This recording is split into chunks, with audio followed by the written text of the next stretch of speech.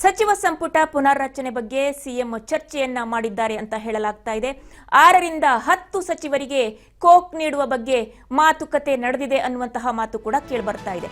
ಪ್ರಮುಖ ಸಚಿವರ ಖಾತೆ ಬದಲಾವಣೆ ಬಗ್ಗೆಯೂ ಕೂಡ ಚರ್ಚೆ ಆಗಿದೆ ಮತ್ತು ಆಗ್ತಾ ಇದೆ ಅನ್ನುವಂತಹ ವಿಚಾರ ತಿಳಿದು ಬರ್ತಾ ಇದೆ. 6 ರಿಂದ 10 ಸಚಿವರಿಗೆ ಕೋಕ್ ನೀಡುವ ಬಗ್ಗೆ ಕೂಡ ಮಾತುಕತೆ ನಡೆದಿದೆ ಮತ್ತು ನಡೀತಾ ಇದೆ. ಅದೇ ವಿಚಾರ ನಡೀತಾ ಇದೆ ಅನ್ನುವಂತಹ ಮಾಹಿತಿ ತಿಳಿದು ಬರ್ತಾ ಇದೆ. ಜೊತೆಯಲ್ಲಿ ಜಾತಿ ಗಣತಿ ವರದಿ ಅನುಷ್ಠಾನ, ಹಾಗೇನೆ 4 MLC ಸ್ಥಾನಗಳ ಆಯ್ಕೆ, ಈ ಬಗ್ಗೆಯೂ ಕೂಡ ಮಾಹಿತಿಯನ್ನ ಕೊಟ್ಟಿದ್ದಾರೆ ಸಿಎಂ. 4 MLC ಸ್ಥಾನಗಳ ಆಯ್ಕೆ, ಆ ಬಗ್ಗೆಯೂ ಕೂಡ ಮಾಹಿತಿಯನ್ನ ಕೊಟ್ಟಿದ್ದಾರೆ ಸಿಎಂ ಅನ್ನೋ ಮಾತು. 6 ರಿಂದ 10 ಸಚಿವರಿಗೆ ಕೋಕ್ ನೀಡುವ ಬಗ್ಗೆ ಮಾತುಕತೆ, ಪ್ರಮುಖ ಸಚಿವರ ಖಾತೆ ಬದಲಾವಣೆಯೂ ಬಗ್ಗೆಯೂ ಕೂಡ ಚರ್ಚೆ ನಡೆದಿದೆ ಅಂತ ತಿಳಿದು ಬರ್ತಾ ಇದೆ. ಹಾಗೇನೆ ಜಾತಿ ಗಣತಿ ವರದಿ ಅನುಷ್ಠಾನದ ಬಗ್ಗೆ ಕೂಡ ಚರ್ಚೆ ನಡೆದಿದೆ. ಈ ಎಲ್ಲ ವಿಚಾರಗಳು ಕೂಡ ಹೈ ವೋಲ್ಟೇಜ್ ಮೀಟಿಂಗ್ ನಲ್ಲಿ ಚರ್ಚೆಗೆ ಬಂದ್ವು ಅನ್ನುವಂತಹ ವಿಚಾರ ತಿಳಿದು ಬರ್ತಾ ಇದೆ. 6 ರಿಂದ 10 ಸಚಿವರಿಗೆ ಕೋಕ್ ನೀಡೋ ಬಗ್ಗೆಯೂ ಕೂಡ ಮಾತುಕತೆ ನಡೆದಿದೆ ದೆಹಲಿಯಲ್ಲಿ ನಡೆದಂತಹ ಮೀಟಿಂಗ್ ನಲ್ಲಿ ಅನ್ನುವಂತಹ ವಿಚಾರ ತಿಳಿದು ಬರ್ತಾ ಇದೆ. ಜನರು ಏನ್ ಅಂದ್ಕೊಂಡಿದ್ರು ಅಂದ್ರೆ, ಕಾಲ್ತುಳಿತದ ಪ್ರಕರಣದ ಬಗ್ಗೆ ಮಾಹಿತಿಯನ್ನ ಕೇಳೋದಕ್ಕೆ ಹೈಕಮಾಂಡ್ ಕರೆದಿದೆ. ಈ ಸಂದರ್ಭದಲ್ಲಿ ಹೈಕಮಾಂಡ್ ಶಕ್ತಿಯುತವಾಗಿದ್ರೆ, ನ್ಯಾಯಯುತವಾಗಿ ಅದು ನಡೆದುಕೊಳ್ಳೋ ಹಾಗಿದ್ರೆ, ಹೈಕಮಾಂಡ್ ಕೂಡ ಜನರ ಪರವಾಗಿ ಇದ್ದಿದ್ದೇ ಆದ್ರೆ ಈ ಒಂದು ಸಂದರ್ಭದಲ್ಲಿ ರಾಜೀನಾಮೆಯನ್ನ ಅವರಿಂದ ಪಡೆದುಕೊಳ್ಳುತ್ತೆ, ಪ್ರಮುಖ ಪಾತ್ರಧಾರಿಯಾದಂತಹ ಸಚಿವರುಗಳ ರಾಜೀನಾಮೆಯನ್ನ ಪಡೆದುಕೊಳ್ಳುತ್ತೆ ಅಂತ ಹೇಳಿ ಜನ ನಿರೀಕ್ಷಿಸಿದ್ರು. ಆದರೆ ಅಲ್ಲಿ ನಡೀತಾ ಇರುವಂತದ್ದೇ ಬೇರೆ. ಸಚಿವ ಸಂಪುಟದ ಸರ್ಜರಿಯ ವಿಚಾರ ಅಲ್ಲಿ ನಡೀತಾ ಇದೆ. ಕಾಲ್ತುಳಿತದ ಮಾಹಿತಿಯನ್ನೇನೋ ಪಡೆದ್ರು, ಇವರು ತಮ್ಮ ಸಮರ್ಥನೆಯನ್ನ ನೀಡಿದ್ರು. ಸಚಿವ ಸಂಪುಟ ಬದಲಾವಣೆ, ಕ್ಯಾಬಿನೆಟ್ನಲ್ಲಿ ಸರ್ಜರಿ, ಕ್ಯಾಬಿನೆಟ್ ವಿಸ್ತರಣೆ, ಈ ಎಲ್ಲ ವಿಚಾರಗಳನ್ನ ಮುನ್ನೆಲೆಗೆ ತಂದು ಮೇಜರ್ ಇಶ್ಯೂ ಆಗಿದ್ದಂತಹ ಕಾಲ್ತುಳಿತ ಪ್ರಕರಣವನ್ನ, ಆ ಪ್ರಕರಣದ ದಿಕ್ಕು ತಪ್ಪಿಸುವ ಕೆಲಸ ಇಲ್ಲಿ ಸ್ಪಷ್ಟವಾಗಿ ನಡೀತಾ ಇರೋದು ಕಂಡು ಬರ್ತಾ ಇದೆ. ರಾಜ್ಯದಲ್ಲಿ ಬೆಂಗಳೂರಿನಲ್ಲಿ ಏನು ಕಾಲ್ತುಳಿತ ಪ್ರಕರಣ ಆಯಿತು, ಈ ಪ್ರಕರಣಕ್ಕೆ ಸಂಬಂಧಪಟ್ಟಂತೆ ರಾಜೀನಾಮೆಯನ್ನ ಕೊಡಬೇಕಾದಂತಹ ಸಚಿವರುಗಳನ್ನ ರಾಜೀನಾಮೆ ಪಡೆಯುತ್ತೆ ಹೈಕಮಾಂಡ್, ಅದೇ ಉದ್ದೇಶಕ್ಕೆ ಕರೆಸಿಕೊಂಡಿದೆ ಅಂತ ಹೇಳಿ ಜನರು ನಿರೀಕ್ಷಿಸಿದ್ರು. ಆದ್ರೆ ಅದು ಹಾಗೆ ಆಗ್ಲಿಲ್ಲ. ಬದಲಾಗಿ ಸಂಪುಟ ವಿಸ್ತರಣೆ ಮತ್ತು ಬದಲಾವಣೆ, ಸಂಪುಟಕ್ಕೆ ಸರ್ಜರಿ, ಈ ಎಲ್ಲ ವಿಚಾರಗಳನ್ನ ಹೇಳಿ ಹಾಗಾದ್ರೆ ಕಾಂಗ್ರೆಸ್ ಹೈಕಮಾಂಡ್ ಕೂಡ ಜನರ ದಿಕ್ಕನ್ನ ತಪ್ಪಿಸ್ತಾ ಇದೆ. ಜೊತೆಯಲ್ಲಿ ರಾಜ್ಯ ನಾಯಕರು ಕೂಡ ಈ ಒಂದು ಪಾಲಿಟಿಕ್ಸ್ ಗೇಮ್ ನೋಡಿ, ಪಾಲಿಟಿಕ್ಸ್ ಶುರುವಾಗೋದೇ ಹೀಗೆ, ಇದು ಪಾಲಿಟಿಕ್ಸ್, ಇಷ್ಟು ದಿನ ಹೇಳ್ತಾ ಇದ್ರಲ್ಲ ಅದು ಪಾಲಿಟಿಕ್ಸ್, ಹಾಗೆ ಪಾಲಿಟಿಕ್ಸ್ ಮಾಡ್ತಾ ಇದ್ದಾರೆ, ಹೀಗೆ ಪಾಲಿಟಿಕ್ಸ್ ಮಾಡ್ತಾ ಇದ್ದಾರೆ, ಹೆಣಗಳ ಮೇಲೆ ಪಾಲಿಟಿಕ್ಸ್ ಮಾಡ್ತಾ ಇದ್ದಾರೆ ಹೇಳಿ ಖಂಡಿತವಾಗಿಯೂ ಇಲ್ಲ. ಸತ್ತಿರುವಂತವರು ಜನಸಾಮಾನ್ಯರು, RCB ಅಭಿಮಾನಿಗಳು ತಮ್ಮ ನಾಯಕರನ್ನ ನೋಡ್ಬೇಕು, ಕಾರ್ಯಕ್ರಮವನ್ನ ನೋಡ್ಬೇಕು. 18 ವರ್ಷಗಳಿಂದ ನಾವು ಬೆಂಬಲಿಸಿಕೊಂಡು ಬಂದಿದ್ದೀವಿ. ಹಾಗಾಗಿ ಈಗ ಗೆದ್ದಂತಹ ಸಂದರ್ಭದಲ್ಲಿ ಸಂಭ್ರಮವನ್ನ ನಾವು ಕೂಡ ಕಣ್ತುಂಬಿಕೊಳ್ಳಬೇಕು ಅನ್ನುವಂತಹ ದೃಷ್ಟಿಯಿಂದ ಜನರು ನೋಡೋದಕ್ಕೆ ಬಂದ್ರು, ಆ ಸಂತಸದ ಗಳಿಗೆಯನ್ನ ಆಸ್ವಾದಿಸೋದಕ್ಕೆ ಬಂದ್ರು. ಆದರೆ ಆ ಸಂದರ್ಭದಲ್ಲಿ ಕಾಲ್ತುಳಿತ ಆಗಿ ಸರ್ಕಾರದ ವಿಫಲತೆಯಿಂದ, ದೌರ್ಬಲ್ಯದಿಂದ, ಇವರ ಆಡಳಿತ ನಿರ್ವಹಣೆಯ ವೈಫಲ್ಯದಿಂದಾಗಿ 11 ಜನರ ಬಲಿಯಾಯಿತು. ಆದರೆ ಇದೇ ವಿಚಾರವನ್ನ ತಿಳಿದುಕೊಳ್ಳೋದಕ್ಕೆ, ಮಾಹಿತಿಯನ್ನ ಕೊಡೋದಕ್ಕೆ ನಮ್ಮ ಪ್ರತಿನಿಧಿ ಗೋವಿಂದ್ ಈಗ ದೂರವಾಣಿ ಸಂಪರ್ಕದಲ್ಲಿದ್ದಾರೆ. ಹೇಳಿ ಗೋವಿಂದ್, ಜನ ನಿರೀಕ್ಷಿಸಿದ್ದೇ ಬೇರೆ, ಆದ್ರೆ ಆಗ್ತಾ ಇರುವಂತದ್ದೇ ಬೇರೆ.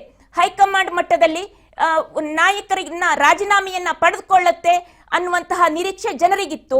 ಆದರೆ ಸಂಪುಟ ವಿಸ್ತರಣೆ, ಸಂಪುಟ ಸರ್ಜರಿ ಅನ್ನುವ ಮೂಲಕ ಜನರನ್ನ ದಿಕ್ಕು ತಪ್ಪಿಸುವಂತಹ ಕೆಲಸ ಆಗ್ತಾ ಇದೆಯಾ ಅಂತ ಹೇಳಿ. ವಿದ್ಯಾ, ಪ್ರಮುಖವಾಗಿ ಬೆಂಗಳೂರಿನ ಚಿನ್ನಸ್ವಾಮಿ ಸ್ಟೇಡಿಯಂ ನಡೆದಂತ ಒಂದು ಕಾಲ್ತುಳಿತ ಪ್ರಕರಣ ಇದೆ. ಸಹಜವಾಗಿ ರಾಷ್ಟ್ರೀಯ ಮಟ್ಟದಲ್ಲೂ ಕೂಡ ಕಾಂಗ್ರೆಸ್ ಪಕ್ಷಕ್ಕೆ ದೊಡ್ಡ ಮಟ್ಟದ ಮುಜುಗರ ಆಗಿದೆ. ಸಹಜವಾಗಿ ಬೇರೆ ಬೇರೆ ನಾಯಕರು ಒಂದೊಂದು ಅಭಿಪ್ರಾಯ ವ್ಯಕ್ತಪಡಿಸಿದ್ರು ಕೂಡ ಇಲ್ಲಿ ರಾಜ್ಯ ಮಟ್ಟದಲ್ಲಿ ಬಿಜೆಪಿ ಜೆಡಿಎಸ್ ನಾಯಕರು ಕಾಂಗ್ರೆಸ್ ಸರ್ಕಾರ ಮತ್ತು ಪಕ್ಷದ ವಿರುದ್ಧ ತಿರುಗಿ ಬಿದ್ದಿದ್ದಾರೆ.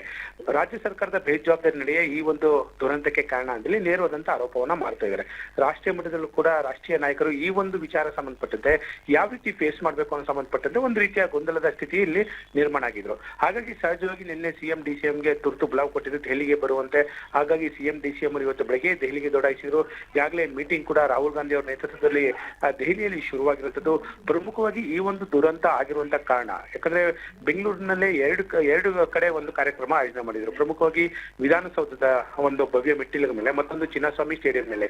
ಈ ಒಂದು ಕಾರ್ಯಕ್ರಮ ತರಾತುರಿಯಲ್ಲಿ ಮಾಡಿದ್ಯಾಕೆ, ಪೂರ್ವ ಒಂದು ಸಿದ್ಧತೆ ಇಲ್ಲದೆ ಯಾಕೆ ಈ ಒಂದು ಕಾರ್ಯಕ್ರಮ ಮಾಡಿದ್ರಿ ಅಂತ ಹೇಳಿ ರಾಹುಲ್ ಗಾಂಧಿ ಅವರು ಸಭೆಯಲ್ಲಿ ಒಂದು ಪ್ರಶ್ನೆನ ಹಾಕ್ತಾ ಇದ್ದಾರೆ.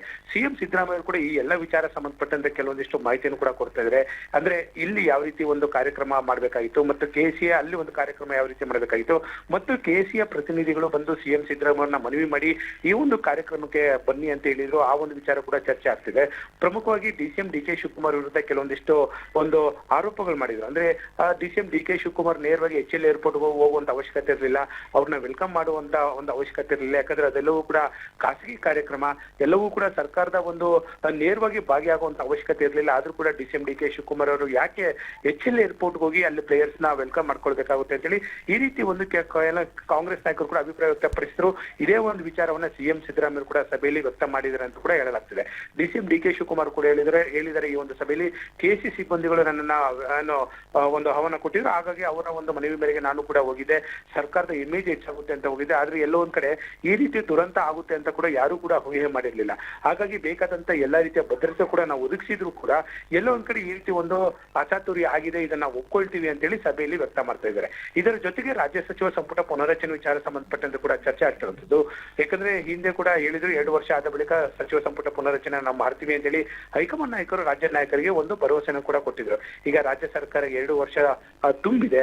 ಆ ಒಂದು ಹಿನ್ನೆಲೆಯಲ್ಲಿ ರಾಜ್ಯ ಸಚಿವ ಸಂಪುಟಕ್ಕೆ ಮೇಜರ್ ಸರ್ಜರಿ ಮಾಡೋದಕ್ಕೆ ಎಲ್ಲ ಒಂದ್ ಕಡೆ ಸರ್ಕಾರ ಮುಂದಾಗಿದೆ ಅಂತ ಕಾಣಿಸ್ತಿದೆ. ಹೈಕಮಾಂಡ್ ನಾಯಕರು ಕೂಡ ಈ ಒಂದು ವಿಚಾರ ಸಂಬಂಧಪಟ್ಟಂತೆ ಆಸಕ್ತಿಯನ್ನ ತೋರಿಸಿದ್ದಾರೆ. ಹಾಗಾಗಿ ಆ ಒಂದು ವಿಚಾರ ಸಂಬಂಧಪಟ್ಟಂತೆ ಸಿಎಂ ಮತ್ತು ಡಿಸಿಎಂ ಜೊತೆಗೆ ಒಂದು ಮೆಗಾ ಮೀಟಿಂಗ್ ನಡೆಸಿದೆ. ಇದರ ಜೊತೆಗೆ ಪಕ್ಷದ ಮಟ್ಟದಲ್ಲೂ ಕೂಡ, ಯಾಕಂದ್ರೆ ಪಕ್ಷ ಸಂಘಟನೆ ಎಲ್ಲೋ ಒಂದ್ ಕಡೆ ಸರ್ಕಾರ ಯಾವ ರೀತಿ ಒಂದು ಸಕ್ರಿಯವಾಗಿದೆ, ಆದ್ರೆ ಪಕ್ಷ ಒಂದ್ ಕಡೆ ನಿಷ್ಕ್ರಿಯವಾಗಿದೆ ಅನ್ನೋದು ಎಲ್ಲೋ ಒಂದ್ ಕಡೆ ಕಾಂಗ್ರೆಸ್ ನಾಯಕರ ಒಂದು ವಿಚಾರ, ಒಂದು ಆರೋಪ ಆಗಿರುವಂತದ್ದು. ಹಾಗಾಗಿ ಪಕ್ಷಕ್ಕೂ ಕೂಡ ಮೇಜರ್ ಆದಂತ ಒಂದು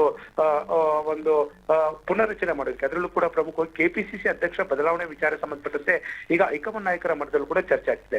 ಹಿಂದೆ ಕಳೆದ 3-4 ತಿಂಗಳಿಂದ ಇದೇ ಒಂದು ವಿಚಾರ ಚರ್ಚೆ ಆದಂತ ಸಂದರ್ಭದಲ್ಲಿ ಡಿಸಿಎಂ ಡಿಕೆ ಶಿವಕುಮಾರ್ ನೇರವಾಗಿ ತಮ್ಮ ಅಸಮಾಧಾನವನ್ನು ಹೊರಹಾಕಿದ್ರು. ನಾನು ಮುಖ್ಯಮಂತ್ರಿ ಆಗೋವರೆಗೂ ಕೂಡ ನಾನು ಕೆಪಿಸಿಸಿ ಅಧ್ಯಕ್ಷ ಸ್ಥಾನವನ್ನ ಬಿಟ್ಕೊಡೋದಿಲ್ಲ ಅಂತೇಳಿ. ಆದ್ರೆ ಬದಲಾದ ರಾಜಕೀಯ ಪರಿಸ್ಥಿತಿಯಲ್ಲಿ ಈಗ ಹೈಕಮಾಂಡ್ ನಾಯಕರು ಕೂಡ ಸ್ಟ್ರಾಂಗ್ ಆಗಿದ್ದಾರೆ. ನೀವು ಬಿಟ್ಕೊಡ್ಲೇಬೇಕು ಅಂತೇಳಿ ಸಭೆಯಲ್ಲಿ ಏನಾದ್ರು ವ್ಯಕ್ತ ಮಾಡಿದ್ದೆ ಅದಲ್ಲಿ ಸಹಜವಾಗಿ ಡಿಕೆ ಶಿವಕುಮಾರ್ ಅದನ್ನ ಒಪ್ಕೊಳ್ತಾರ ಅಥವಾ ಇಲ್ಲ, ಅಥವಾ ರಾಜ್ಯ ರಾಜಕೀಯದಲ್ಲಿ ಬೇರೆ ರೀತಿಯ ಒಂದು ವಾತಾವರಣ ನಿರ್ಮಾಣ ಆಗುತ್ತಾ, ಅದು ಕೂಡ ಸದ್ಯದ ಮಟ್ಟಿಗೆ ಚರ್ಚೆ ನೋಡ್ಬೇಕಾಗುತ್ತೆ. ಸದ್ಯದ ಮಟ್ಟಿಗೆ ರಾಜ್ಯ ಸಚಿವ ಸಂಪುಟ ಪುನರಚನೆ ಆಗ್ಬೇಕು. 8 ರಿಂದ 10 ಜನ ಏನು ನಿಷ್ಕ್ರಿಯ ಸಚಿವರು ಯಾರ್ಯಾರಿದ್ದಾರೆ ಅವರೆಲ್ಲರಿಗೂ ಕೂಡ ಕೊಡಬೇಕು. ಮತ್ತು ಎಲ್ಲೋ ಒಂದ್ ಕಡೆ ಬೇರೆ ಬೇರೆ ಒಂದು ಜಾತಿವಾರ ಇರ್ಬೋದು ಮತ್ತು ಪ್ರಾದೇಶಿಕವಾರು ಯಾವ ರೀತಿ ಒಂದು ಸಮತೋಲನವಾದ ಸಂಪುಟವನ್ನ ರಚನೆ ಮಾಡಬೇಕು, ಆ ರೀತಿಯ ಸಂಪುಟವನ್ನ ಪುನರಚನೆ ಮಾಡೋದಕ್ಕೆ ಎಲ್ಲೋ ಒಂದ್ ಕಡೆ ಹೈಕಮಾಂಡ್ ನಾಯಕರು ಮುಂದಾಗಿದೆ ಅಂತ ಕಾಣಿಸ್ತಿದೆ.